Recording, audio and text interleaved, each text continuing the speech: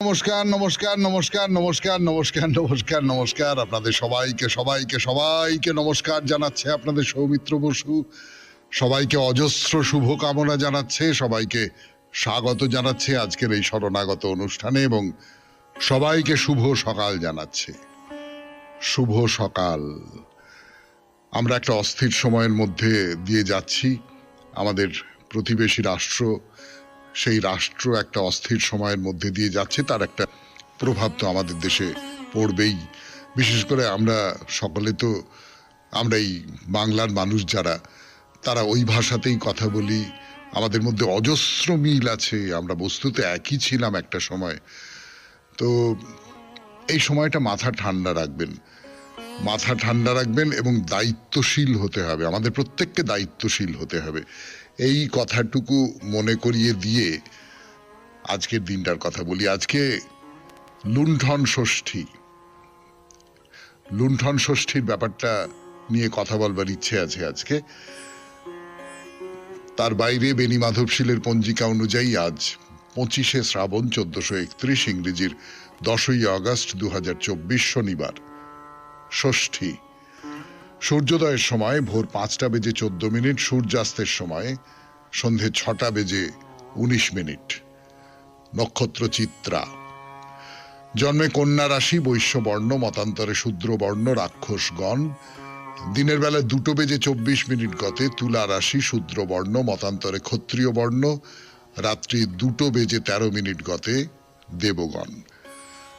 আমাদের হোয়াটসঅ্যাপে চিঠি পাঠাবার নাম্বার 9831922927। চিঠির গোড়ায় অতি অবশ্যই SG লিখতে হবে। সে তো আলাদা করে বলবার কিছু নেই, আপনারা সকলেই সে কথা জানেন। এবারে বলি আজকের অনুষ্ঠান সম্পর্কে। প্রথমে পুরাণ চিরন্তন। পুরাণ চিরন্তনে গঙ্গা মর্তে অবতরণ করছেন, এই গল্প বলছিলাম আপনাদের। সে গল্প বলবো, সেই গল্পটি শেষ করব আজকে করে। আজকে একটা মজার গল্প বলবো। এই যে লুণ্ঠন ষষ্ঠী আজকে, সেই লুণ্ঠন ষষ্ঠী ব্যাপারটা কি? এর অদ্ভুত নাম না, লুণ্ঠন ষষ্ঠী। তো তার ইতিহাসটা, বা তার যাকে বলা যেতে পারে লোক ইতিহাস, সেই লোক ইতিহাসটা শোনাবো আপনাদের। তারপর স্বামী বিবেকানন্দের রচনা থেকে পাঠ, আমার জীবন ও ব্রত। তারপর কথামৃত থেকে পাঠ, আপনাদের চিঠিপত্র, এবং শেষে মহাপুরুষের কথা। আজকে তো শনিবার, শনিবারে বুদ্ধদেবের জীবনের কথা বলছি আপনাদের, সেই কথা শোনাবো। 92.7 বিগ FM শরণাগত অনুষ্ঠানে এবার তাহলে পুরাণ চিরন্তন, গঙ্গার মর্তে আগমন। ফিরে আসছি গানের পর। গানের পর ফিরে এলাম। গঙ্গার মর্তে আগমন এই নিয়ে কথা বলছিলাম পুরাণ চিরন্তন এই পর্বে 92.7 বিগ FM এই শরণাগত অনুষ্ঠানে। যা বলছিলাম, ভগীরথ তো গঙ্গাকে নিয়ে আসছেন, আগে আগে রথে চড়ে ভগীরথ আসছেন, পেছনে পেছনে গঙ্গা আসছেন। এরকম করে চলতে চলতে চলতে চলতে যেটা হয়, তীব্র বেগে ভগীরথ তার রথে চড়ে যাচ্ছেন, পেছনে পেছনে Ganga call call call call করতে করতে যাচ্ছেন। ভগীরথের মনে খুব হর্ষ, খুব আনন্দ যে গঙ্গাকে শেষ পর্যন্ত নিয়ে আসতে পেরেছি। আমার যে পূর্বপুরুষ যারা ভস্মে পরিণত হয়েছিলেন তাদের বাঁচিয়ে দিতে পেরেছি, এই সমস্ত নিয়ে তো খুব আনন্দ। পথের চারপাশে কোথায় কি হচ্ছে না হচ্ছে সেদিকে খেয়ালই রাখেননি। করতে করতে এক মুনি, জহ্নু মুনি, তার আশ্রম ভাসিয়ে দিয়ে গঙ্গা চলে গেছেন। তো জহ্নু মুনি প্রচন্ড রেগে গিয়ে গঙ্গাকে খেয়ে ফেললেন। আমরা অগস্ত্যকে দেখেছি সমুদ্র শুষে নিতে, এবারে জহ্নু মুনি গঙ্গাকে শুষে নিলেন। তো ভগীরথ খানিক্ষণ বাদে দেখেন কি ব্যাপার, জলের আওয়াজ হচ্ছে না কেন, কোথায় গেল গঙ্গা, কোথায় কোথায় কোথায়, খোঁজ খোঁজ খোঁজ খোঁজ করতে করতে দেখেন যে জহ্নু মুনি তপস্যা করছেন। ও, তাহলে এই কাণ্ড, তিনি নিশ্চয়ই গঙ্গাকে নিজের ভেতরে নিয়ে নিয়েছেন, গঙ্গাকে পান করে নিয়েছেন। তো তখন তিনি মুনিকে প্রণাম করলেন। তো মুনি তো ধ্যান ভঙ্গ করে তার দিকে তাকালেন। তিনি সব কথা খুলে বললেন, বললেন যে অন্যায় হয়ে গেছে, খুব অন্যায় হয়ে গেছে আমার, আপনি আমায় মার্জনা করে নিন, কিন্তু আমি পৃথিবীর মঙ্গলের জন্য গঙ্গাকে এই পৃথিবী দিয়ে বইয়ে নিয়ে আসছি, আপনি এইখানে বাধা দেবেন না, আপনি মুনিবর, আপনি কিছু একটা করুন। তো জহ্নু মুনি বললেন, আচ্ছা ঠিক আছে, দেখছি, দাঁড়াও। ঠিক সময়ই এসেছো, আর একটু দেরি হলেই তো গঙ্গা হজম করে ফেলতাম। এই বলে জহ্নমুনি তার কান দিয়ে গঙ্গাকে মুক্ত করলেন। সেই থেকে গঙ্গাকে জহ্নমুনির কন্যা হিসেবে ধরা হয়। তার আর এক নাম হলো জাহ্নবী, জহ্নুর থেকে এসেছে বলে জাহ্নবী। তো ভগীরথকে অনুসরণ করে গঙ্গা দেবী এসে পৌঁছলেন সোজা সাগরে, তারপর পাতালে কপিল মুনির আশ্রমে। সেখানে তার গঙ্গার জলে ভগীরথ তার পূর্বপুরুষদের উদ্দেশ্যে তর্পণ করলেন। সগর রাজার সেই 60,000 সন্তানের সবাই বেঁচে উঠে স্বর্গে চলে গেল। আর মেয়ের মতোই ভগীরথকে অনুসরণ করেছিলেন বলে গঙ্গার এই ধারাটির নাম হলো ভাগীরথী। এই যে গঙ্গাসাগর মেলা হয় না, গঙ্গা নদী আর সাগরের যে মিলনস্থল, সেইখানেই তৈরি হয়েছে কপিল মুনির আশ্রম। বলা হয় গঙ্গা মর্তে এসেছিলেন মকর সংক্রান্তির দিনে, তাই অনেকের বিশ্বাস প্রতি বছর এই দিনে, এই মকর সংক্রান্তির দিনে গঙ্গা সাগরে ডুব দিলে সমস্ত পাপ ধুয়ে মন পবিত্র হয়ে ওঠে। তাই গঙ্গাসাগর মেলা প্রচুর লোক হয়। 92.7 বিগ FM এ শরণাগত অনুষ্ঠানে শুনলেন গঙ্গার মর্তে আগমনের কাহিনী। একটু গান শুনি, গানের পর ওই যে বলেছিলাম আপনাদের লুণ্ঠন ষষ্ঠীর গল্পটা শোনাবো। ফিরে আসছি, আমি আপনাদের সৌমিত্র বসু। আজকে লুণ্ঠন ষষ্ঠী, তার গল্প শোনাই আপনাদের। অনেকদিন আগে কোন এক গ্রামে এক কায়স্থ পরিবারে কাদম্বিনী বলে একজন বউ ছিলেন।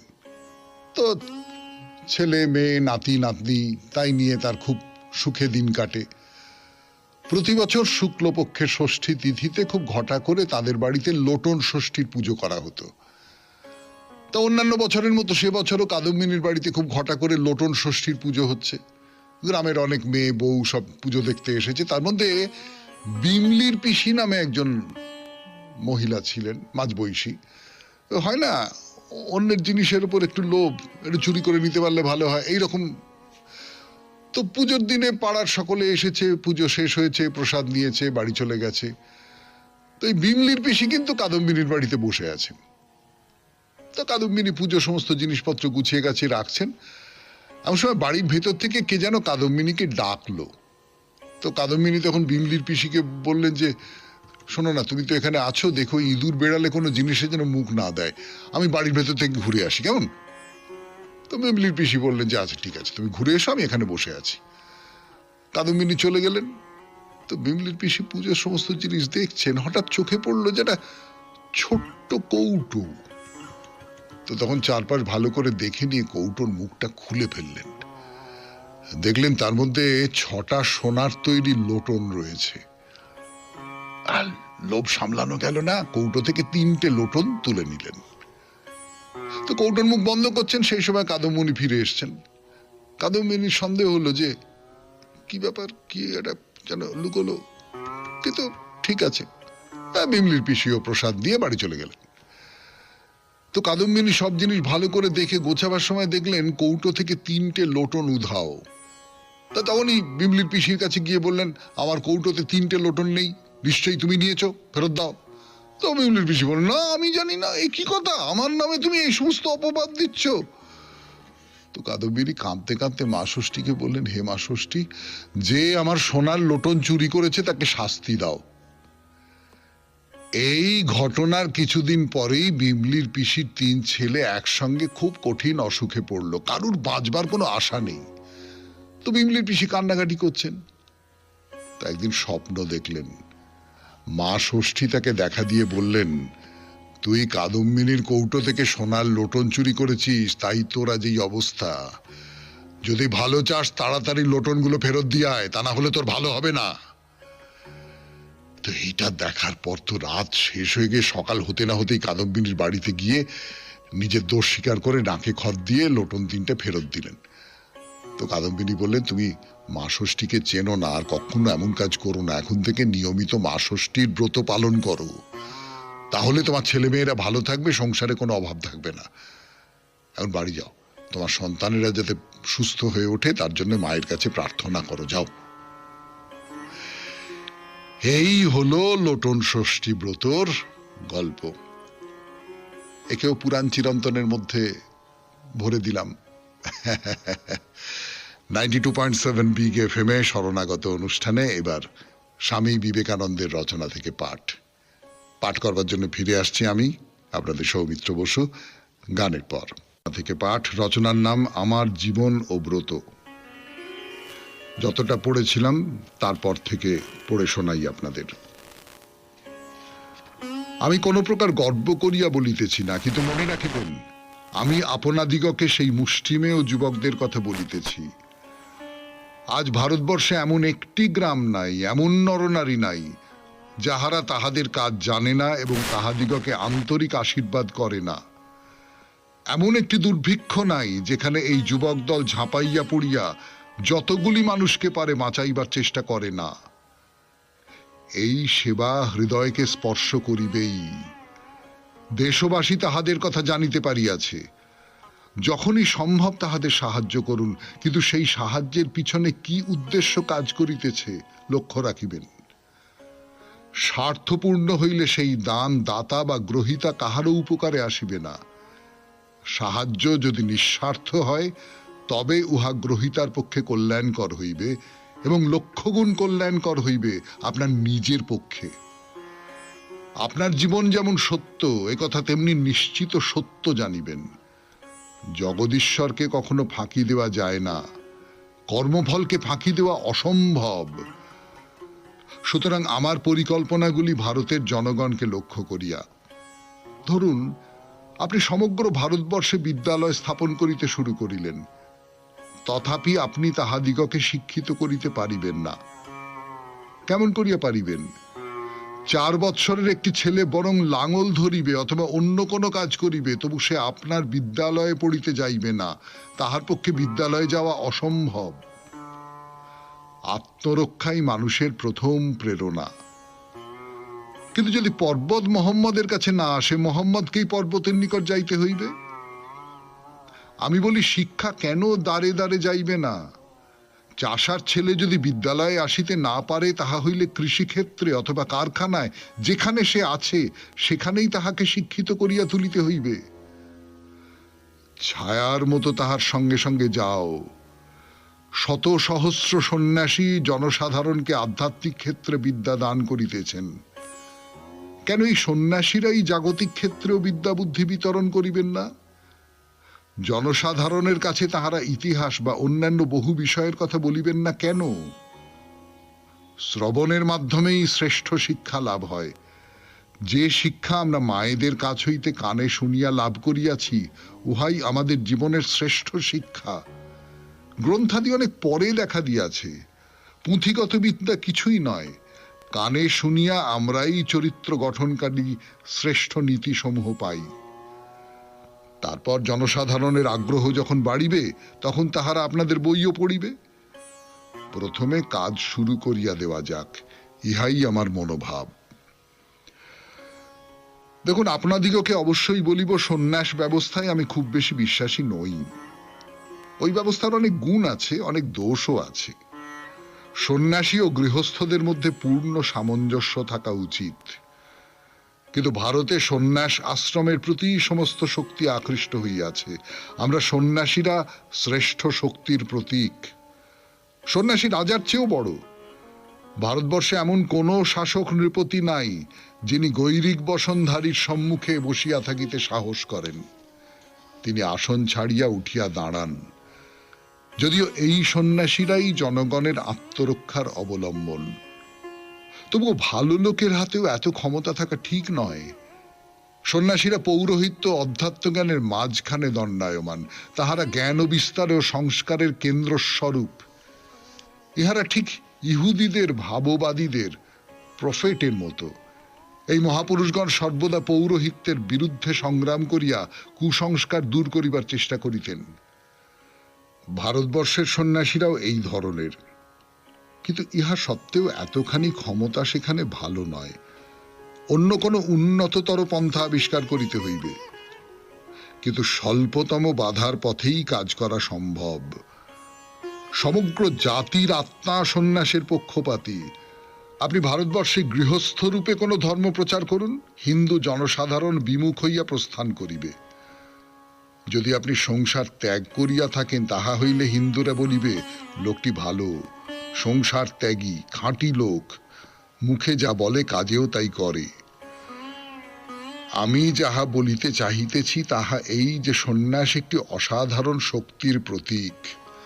আমরা এইটুকু করিতে পারি, ইহার রূপান্তর সাধন করিতে পারি, অন্য রূপ দিতে পারি। পরিব্রাজক সন্ন্যাসীদের হাতে অবস্থিত এই প্রচণ্ড শক্তির রূপান্তর ঘটাইতে হইবে, উহাই জনসাধারণকে উন্নত করিয়া তুলিবে। শুনলেন স্বামী বিবেকানন্দের রচনা থেকে পাঠ। 92.7 বিগ এফএম এ শরণাগত অনুষ্ঠানে এখন কথামৃত। গানের পর এবার কথামৃত। 92.7 বিগ এফএম এ শরণাগত অনুষ্ঠান শুনছেন। আমি আছি আপনাদের সঙ্গে, আপনাদের সৌমিত্র বসু। ঠাকুরের কথা বলতে বসেছি, কিন্তু তার আগে একটা অন্য কথা বলি আপনাদের। টি টেস্টার মানে চা চেখে দেখবার একটা চাকরি রয়েছে বলে জানি আমি। মানে কিছুই না, তার কাজটাই হচ্ছে যে নানান ধরনের চা চেখে চেখে দেখা, সে চায়ের স্বাদ, গন্ধ ইত্যাদি ইত্যাদি সব ঠিকঠাক আছে কিনা। আমি জানি না সেই চাকরি এখনো পর্যন্ত আছে কিনা বা সেই রকম মানুষজন এখনো পর্যন্ত আছেন কিনা, কিন্তু এই কাজটা যারা করেন তাদের ভীষণ সতর্ক থাকতে হয়। তাদের কোনো রকমের বিড়ি সিগারেট খাওয়া বা অন্য রকম কিছু খাওয়া, নেশা করা, মানে জিভ দিয়ে যে সমস্ত নেশা করা হয় বা যা কিছু জিভ দিয়েই তো করা হবে, সেই সমস্তগুলো কিন্তু একেবারে নিষেধ। মানে জিভের স্বাদ নেবার ক্ষমতা যেন নষ্ট হয়ে না যায়, তাহলেই তো চায়ের যে সত্যিকারের স্বাদ, গন্ধ, সেইগুলো ঠিক ঠিক বুঝতে পারা যাবে। আমি হঠাৎ কথামৃত বলতে গিয়ে চায়ের স্বাদ যারা নেন তাদের কথা বলতে গেলাম কেন, তার কারণ আছে একটা। সে কারণটা বলবার জন্য ঘটনাটার কথা বলি। রাত্রিবেলা ঠাকুর ওই দুটো মা কালীর প্রসাদী লুচি আর একটু সুজির পায়েস খান, তো মেঝেতে আসনে সেবা করতে বসেছেন। কাছে মাস্টারমশাই বসে আছেন, লাটু ঘরে আছেন। তো ভক্তেরা মিষ্টি এনেছেন, সন্দেশ এনেছেন। একটা সন্দেশ স্পর্শ করলেন ঠাকুর, তা লাটুকে বললেন, এ কোন শালা সন্দেশ, বলেই ওই সুজির পায়েসের বাটি থেকে নিচে ফেলে দিলেন। কি হলো হঠাৎ? সন্দেশটা ফেলে দিলেন ঠাকুর, কি হলো? তো মাস্টার আর লাটুকে বলছেন, ও আমি সব জানি, ওই আনন্দ চাটুর্যেদের ছোকরা এনেছে, যে ঘোষ পাড়ায় মাগির কাছে যায়। এই যে বলছিলাম যে স্বাদ গ্রহণ করতে পারেন একজন মানুষ, তার জীব এত এত এত সংবেদনশীল যে ঠিক ঠিক চায়ের স্বাদটা তিনি পেতে পারেন। ঠিক তেমনি করে এর রহস্যটা কি আমরা বলতে পারবো না। মানে অন্তর্যামী শব্দটা ব্যবহার করা হয় তো, যে একেবারে ভেতরের কথা, যা আমরা জানি না, বাইরের যে ওপরের খোলসটা, সেই খোলসের ভেতরে কি আছে না আছে সেই সমস্তটা বুঝতে পারেন এক একজন মানুষ এইরকম আছেন। তো যারা অবতার হন, যারা দেবতা হন, দেবোপম মানুষ হন, তারা এরকম অন্তর্যামী হন। তো অন্তর্যামী বলা যেতে পারে ঠাকুরকে, যে কার মনের মধ্যে কি আছে তিনি সবটা জানেন। কিন্তু ওই টি টেস্টারের কথা বলছিলাম, সেই রকম করে ঠাকুর সন্দেশটাকে স্পর্শ করে বুঝতে পারলেন যে এই সন্দেশটা কে পাঠিয়েছে এবং তার ধরন ধারণ, তার স্বভাব চরিত্র, সেগুলো কিরকম। এটা একটা আশ্চর্য ঘটনা। এরকম ঘটনা ঠাকুরের ক্ষেত্রে ঘটেছে, মায়ের ক্ষেত্রে ঘটেছে, আমরা সকলে জানি।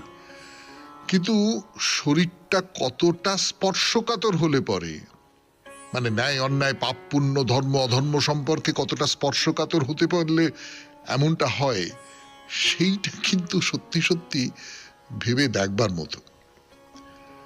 92.7 বিগ এফএম এ শুনছেন কথামৃত থেকে পাঠ, শরণাগত অনুষ্ঠানে।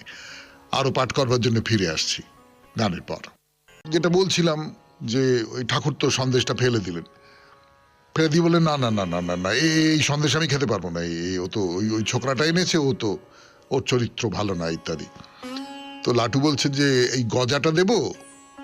তো ঠাকুর বলছেন কিশোরী এনেছে, হ্যাঁ এ আপনার চলবে?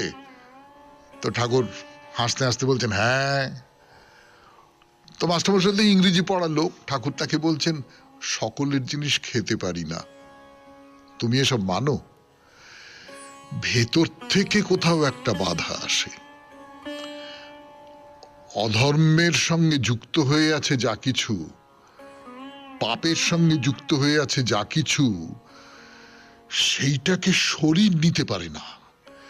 শরীরের ভেতর থেকে কোথাও একটা বাধা আসে। এটা আমরা যারা পাপী তাপী লোক অনবরত পাপ নিজের ভেতরে প্রবেশ করাচ্ছি, তারা ঠিক বুঝতে পারবো না হয়তো যে শরীরই বিদ্রোহ করে। তো আরেক দিনের কথা বলি আপনাদের। ঠাকুর দুপুরবেলা খাওয়া দাওয়া হয়ে গেছে, দক্ষিণেশ্বর মন্দিরে ভক্তদের সঙ্গে ঘরে বিশ্রাম করছেন। তো নরেন্দ্র এসছেন, ভবনাথ এসছেন, সব কলকাতা থেকে এসছেন। দুই মুখুজ্জে, জ্ঞানবাবু, ছোট গোপাল, বড় কালী এরা এসছেন। কোন্নগর থেকে 3-4টি ভক্ত এসেছেন। এইসব হচ্ছে।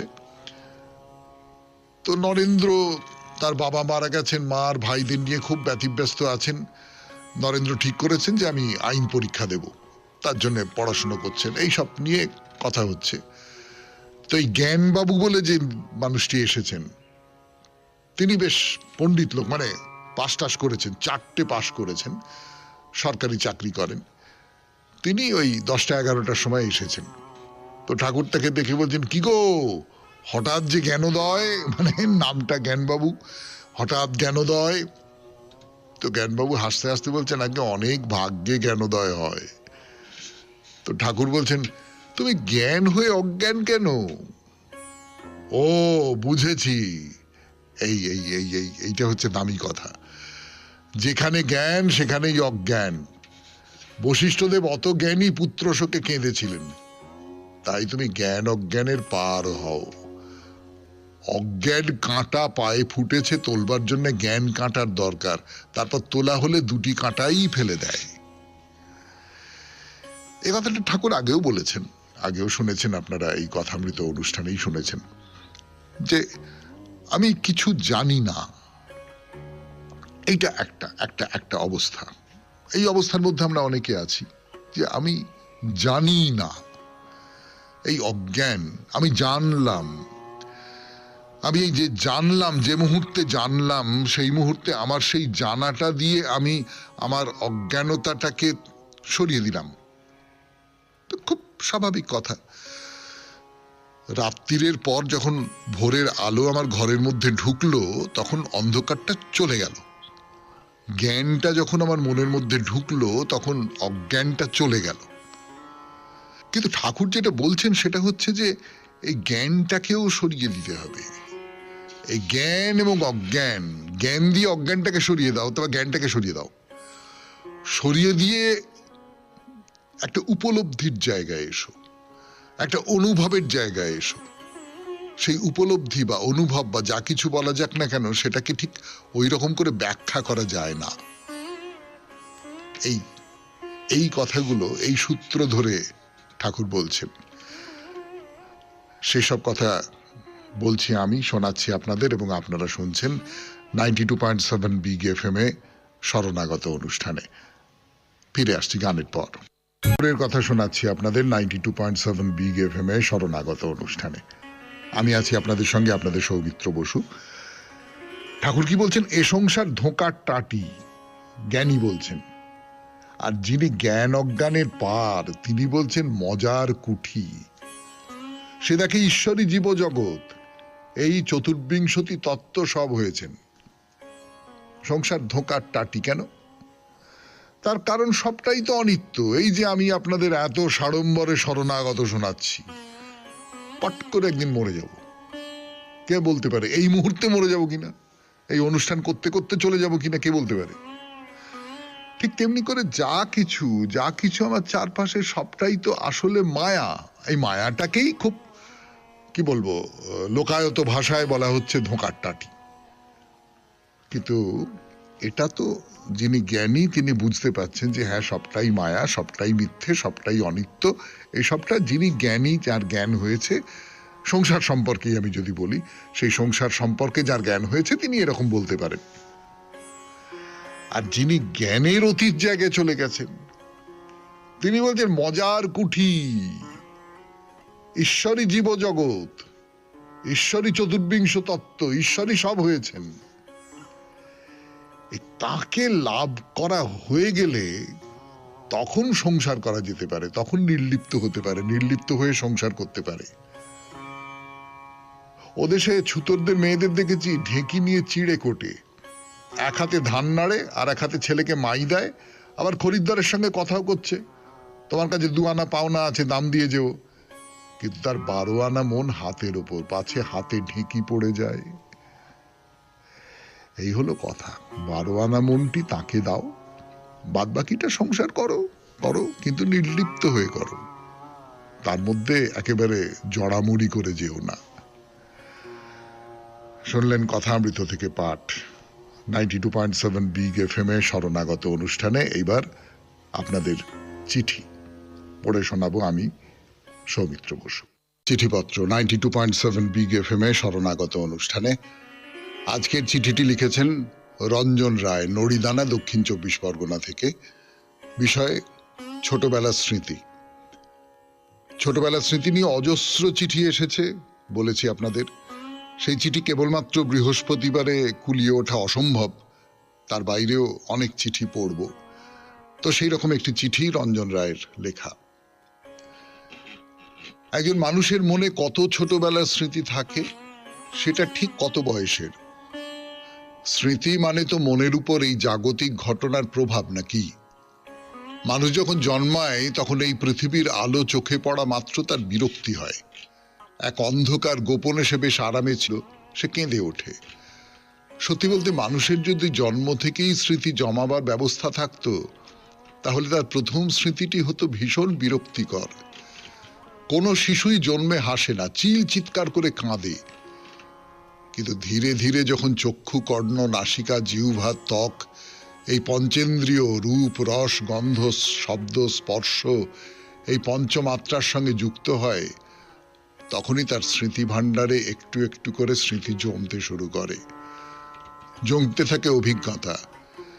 এর মধ্যে বেশিরভাগই বেদনাদায়ক, অপছন্দের, কিছু আবার সুখকর, মজাদার। সেই মজাদার স্মৃতিকেই আমরা বারে বারে ঘুরে ফিরে দেখতে চাই। তেমন সুখকর স্মৃতি বলতে আমার যা মনে আসে তা কখনো কারো কাছে বলিনি, কারণ সেটি এতই অবাস্তব এবং হাস্যকর যে বলার নয়। আমার জন্ম হয়েছিল বলতে গেলে অজ পাড়া গাঁয়ে। ইলেকট্রিকের আলো সে আমলে সে গ্রামে কল্পনাতেও আসতো না। কিন্তু আমি সেই শিশু বয়স থেকে প্রায়শই যেন কল্পনায় দেখতে পেতাম আমাদের ঘরের পূব দিকের দেয়ালে জ্বলছে একটা টিউবলাইট, এবং মনশ্চক্ষে দেখতাম বহু লোকের আনন্দ সমাগম, সবাই যেন খুব খুশির আলাপ করছে। এটা আমার খুব শিশুকালে প্রায়ই মনে হতো। কেন মনে এমন দৃশ্য ভেসে আসতো তা জানি না। পরে একটু বড় হয়ে শুনেছিলাম আমার ব্যবসায়ী পিতা খুব ধুমধাম করে তার পুত্রের অন্নপ্রাশনের অনুষ্ঠান করেছিলেন। 4 গ্রামের মানুষকে খাইয়েছিলেন মহার্ঘ খাবার দাবার। কলকাতা থেকে ডায়নামো মেশিন এনে আলোয় আলোকিত করেছিলেন চারপাশ। সে এক এলাহি কাণ্ড। সেসব কথা আমি শুনেছি বড় হয়েও। অনেক বড় হয়ে আমার মনে হয়েছিল তাহলে কি সেই 8 মাসের শিশুটির মনে ওই ডায়নামোর আলোর ঝলকানিটা গেঁথে গিয়েছিল? সেই স্মৃতি কি প্রথম সঞ্চিত স্মৃতি? যদি তাই হয় নিশ্চিতভাবেই সে স্মৃতি সুখের, কারণ আজও এই বয়সেও সে ভাবনা মনে আনন্দ দেয়। বলা যায় প্রথম সুখের স্মৃতি। ধন্যবাদান্তে রঞ্জন রায়, নড়িদানা, দক্ষিণ 24 পরগনা। যথারীতি রঞ্জনবাবু এই চিঠিটাও ফাটিয়ে দিয়েছেন যাকে বলে। হ্যাঁ, মানে কোথাও একটা মাথার ভেতরে অবচেতনে, তা না হলে টিউবলাইট সম্পর্কে তো অজ গ্রামে থেকে আপনার কোনো ধারণা থাকারও কথা নয়। আপনি তো দেখেননি তখনো পর্যন্ত, মানে যে সময়ের কথা বলছেন আপনি, সেই সময় তো আপনি টিউবলাইট দেখেননি। তাহলে নিশ্চয়ই কোনোভাবে, এটা মনোবিজ্ঞানীরা বলতে পারবেন, 8 মাস বয়সের স্মৃতি মনের কোনো একটা কোণে জমে যেতে পারে কি না এটা বলবার অধিকারী আমি নই। আপনাকে অনেক ধন্যবাদ এই চিঠিটা দেওয়ার জন্যে। এরপর মহাপুরুষের কথা ফিরে আসছি গানের পর। 92.7 বিগ এফএম এ শুনছেন জীবনের সহজ পাঠ শরণাগত। গানের পর ফিরে এলাম 92.7 বিগ এফএম এ শরণাগত অনুষ্ঠানে। আজ শনিবার, শনিবারে বাইরে দূরে নেই, তার বদলে আছে মহাপুরুষের কথা। সেই মহাপুরুষের কথাতে বুদ্ধদেবের জীবনের কথা শোনাচ্ছি আপনাদের ধারাবাহিকভাবে। তো যে জায়গায় এসে পৌঁছেছি সেটা হলো যে কপিলাবস্তুতে এসেছেন বুদ্ধদেব। সেখানে সকলকে জয় করে নিয়েছেন, সকলের মন জয় করে নিয়েছেন। মহারানী প্রজাপতি তিনি সন্ন্যাস ধর্ম গ্রহণ করতে চান। বুদ্ধদেব বলেছেন যে না না, তা সম্ভব নয়। তো মহারানী প্রজাপতি খুব কান্নাকাটি করছেন। আনন্দ বুদ্ধদেবের প্রধান শিষ্য, তিনি বলেছেন আপনি কাঁদছেন কেন? তা তিনি বলেছেন এরকম, আমি হতে চাই, সন্ন্যাসিনী হতে চাই, ভিক্ষুণী হতে চাই, কিন্তু আমাকে গ্রহণ করা হচ্ছে না। তখন আনন্দ বুদ্ধদেবের কাছে গিয়েছেন, গিয়ে অনেক করে বলেছেন, নানান রকম যুক্তির কথা বলেছেন যে নারীরা যদি সাধনার পথে নির্বাণ লাভ করে তবে কি তাদের পুনর্জন্ম হবে? তো বুদ্ধ বলেছেন যে না, নির্বাণ লাভের পর কারুরই পুনর্জন্ম হয় না। তো আনন্দ বলছেন যারা কামনা বাসনার ঊর্ধ্বে উঠেছে তারা কি সন্ন্যাস গ্রহণ করতে পারে? তো বুদ্ধ বলছেন যে হ্যাঁ, অবশ্যই সন্ন্যাস গ্রহণ করতে পারে। তো আনন্দ বলছেন বেশ, তাহলে মাতা প্রজাপতিও তার সঙ্গিনীদের সঙ্গে প্রবেশ করবার অনুমতি দিন, কেননা তারা সবাই সংসার জীবনের সমস্ত কামনা বাসনার ঊর্ধ্বে উঠে গেছেন। এই যুক্তির কাছে পরাস্ত হয়ে বুদ্ধদেব স্বীকার করে নিলেন, বেশ তারা সঙ্গে প্রবেশ করুন, কিন্তু সঙ্ঘের নিয়ম ছাড়া আরো 8টা নিয়ম তাদের মেনে চলতে হবে। সেই 8টা নিয়ম মানবেন রানী প্রজাপতি এবং তার সঙ্গে যারা এসেছেন তারা স্বীকার করে নিলেন। তখন নারীদের জন্য একটা আলাদা সংঘ তৈরি হলো। এই সংঘে নারীরা প্রবেশ করতে পারবেন এবং সেখানে তারা ধর্মাচরণ করতে পারবেন। কিন্তু একটা কথা ঠিক, আনন্দের যুক্তির কাছে পরাস্ত হয়েই বুদ্ধদেব মেনে নিয়েছিলেন, কিন্তু কোনোদিন মন থেকে যে খুশি হয়েছিলেন এমনটা নয়। এবং উনি বলেছিলেন যে যদি নারী সংঘে প্রবেশ না করত তবে বৌদ্ধ ধর্ম হাজার হাজার বছর ধরে ভারতের বুকে থেকে যেত। নারীরা প্রবেশ করার কিছুদিনের মধ্যেই আমার সমস্ত যা নিয়ম শৃঙ্খলা আমি প্রবর্তন করেছিলাম সবটা ভেঙে পড়বে। সত্যি সত্যি ভেঙে পড়েছিল। বুদ্ধদেব মারা যাবার পরেই তাদের ধর্মমতের মধ্যে নানান রকমের বিভেদ তৈরি হয়, ঝগড়াঝাঁটি ইত্যাদি ইত্যাদি, অন্তত মতভেদ তৈরি হয়, এবং সেই মতভেদের ফলে মহাযান হিমযান এই দুটো আলাদা ধর্মমত তৈরি হয়। এই সমস্ত কথা তো আপনারা জানেন। কিন্তু নারীরাই ওই সংঘে প্রবেশ করেছিলেন বলে এমনটা হয়েছিল কিনা আমি জানি না, আমি বলতে পারবো না। এটা ঠিকই যে নারী এবং পুরুষের যে সম্পর্ক, সেই সম্পর্কের মধ্যে একটা প্রাকৃতিক টান আছে, প্রাকৃতিক টান, জৈব টান একটা যাকে বলে, জান্তব টান শব্দটাও হয়তো ব্যবহার করতে পারি। কিন্তু মানুষ তো এই আকর্ষণের ওপরে উঠবে, সেই জন্য সে মানুষ। এই যে 8টা মার্গের কথা বলছেন বুদ্ধদেব, এই 8টা মার্গ যদি কেউ মেনে চলতে পারেন জীবনে, যথার্থ যিনি বৌদ্ধ তিনি তো এই 8টা মার্গকে মেনে চলবেন। যদি চলতে পারেন তাহলে তো এই জৈব আকর্ষণের ওপরে তিনি চলে যেতে পারলেন। আর যদি নারী সঙ্গে প্রবেশ করবার ফলে কোনো রকমের এই সাধনায় কোনো রকমের ব্যত্যয় ঘটে বা ভেঙে পড়ে, তাহলে বুঝতে হবে যে যারা সাধনা করছেন তাদের ভেতরে কোনো রকমের কোনো অচরিতার্থতা ছিল, অপূর্ণতা ছিল, সেরকম করেই তো ভাবতে হবে। তো যাই হোক, এই কথাটাও তো মানতে হবে যে বুদ্ধের জীবিতকালে এমন কিছু নারী বৌদ্ধ ধর্মে দীক্ষিত হয়েছিলেন যারা সম্মানে শ্রদ্ধায় যে কোনো পুরুষ বৌদ্ধ ভিক্ষুর চেয়ে কোনো অংশে কম ছিলেন না। তারপরে যেটা হয় আপনারা এটা বুঝতে পারেন, আমরা সবাই জানি যে কোনো একটা মতাদর্শ একজন তৈরি করে গেছেন, আস্তে আস্তে আস্তে আস্তে সেই মতাদর্শ জীর্ণ হতে থাকে, তার মধ্যে ওই যেটাকে জৈবতা বলছিলাম সেই জৈবতা প্রবেশ করতে থাকে, এবং তারপরে আস্তে আস্তে সেটা নষ্ট হয়ে যায়, তার ভেতরে নানান ফাটল তৈরি হয়ে যায়। 92.7 বিগ FM এ শরণাগত অনুষ্ঠানে শুনছেন বুদ্ধদেবের কথা। বলছি আমি আপনাদের সৌমিত্র বসু। আরো কথা বলবার জন্য ফিরে আসছি গানের পর। বিগ FM এ শরণাগত অনুষ্ঠানে মহাপুরুষের কথা এই পর্যায়ে। বুদ্ধদেবের কাছে যারা জীবনের শোক তাপ দূর করতে আসতো, তাদের অন্তরে তিনি জ্বেলে দিতেন শান্তির প্রদীপ। এর ফলে জ্ঞানের আলোয় তাদের মনের সব অন্ধকার দূর হয়ে যেত। অনেকে তার শিষ্যত্ব গ্রহণ করত, আবার অনেকে সন্ন্যাস নিয়ে সংঘে থেকে যেত। যারা সংঘে থাকতো, নারী পুরুষ সকলের উপরেই তার ছিল তীক্ষ্ণ দৃষ্টি। তিনি বলতেন, দৈনন্দিন জীবনে অবশ্যই আমাদের কিছু কর্তব্য পালন করতে হবে। ধর্ম আর জীবন চর্চা একে অন্যের থেকে আলাদা করা যায় না। খুব গুরুত্বপূর্ণ কথা না?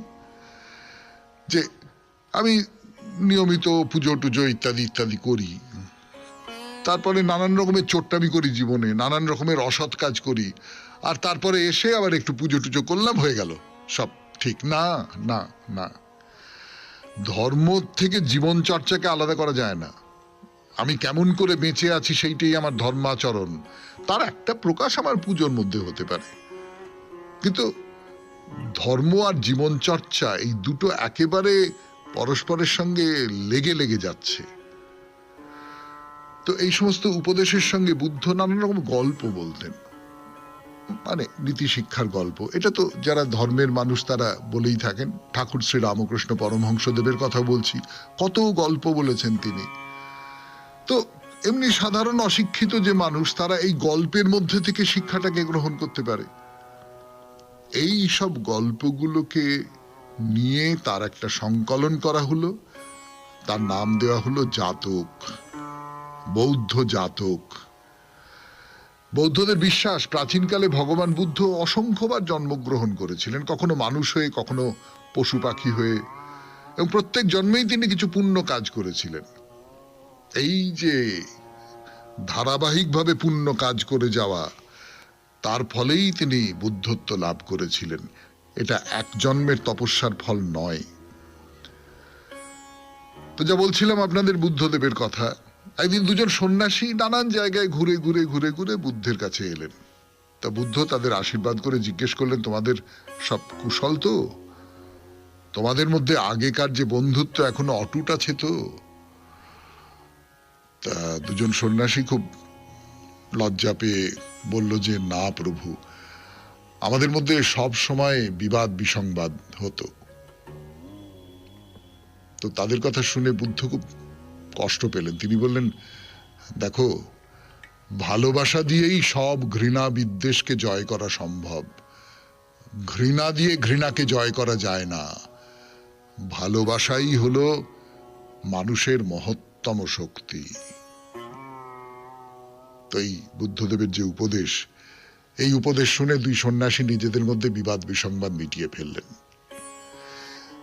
খুব হাহুতাশ করতে ইচ্ছে হয় আর কি, যদি এমন করে উপদেশ দিয়ে মানুষের ভেতরকার বিবাদ বিসংবাদ মিটিয়ে ফেলা যেত। আজকের মতো শেষ করি, মহাপুরুষের কথা শেষ করি শরণাগত। আমাদের হোয়াটসঅ্যাপে চিঠি পাঠাবার নাম্বার 9831922927। চিঠির গোড়ায় অতি অবশ্যই SG লিখতে হবে। সবাই ভালো থাকবেন, আনন্দে